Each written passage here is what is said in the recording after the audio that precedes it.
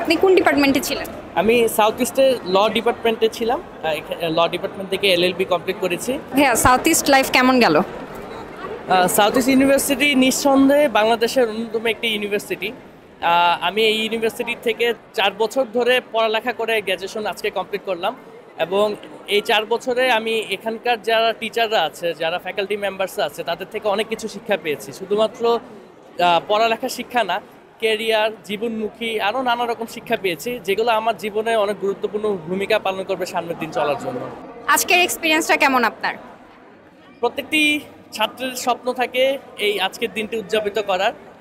সেরকম আমার বন্ধুদের মতন আমারও এরকম স্বপ্ন ছিল যে এরকম দিন আমি উদযাপন করব। এটি সব ছাত্রের জন্যই একটি গুরুত্বপূর্ণ একটি দিন এবং অনেক আনন্দের একটি দিন, এবং এই দিনটা আমি আজকে অনেক উপভোগ করেছি। আর আমার ফিউচার প্ল্যান হলো 5ই আগস্টের আগে আমার অন্যরকম ফিউচার প্ল্যান ছিল, আর পরে অন্যরকম ফিউচার প্ল্যান হয়েছে। আমার এখন যেটা ফিউচার প্ল্যান সেটা দেশের স্বার্থের জন্য, দেশের ভালো করার জন্য আমার যেদিকে গেলে আমি সব থেকে বেশি এফোর্ট দিতে পারবো, সেটাই আমার ফিউচার প্ল্যান।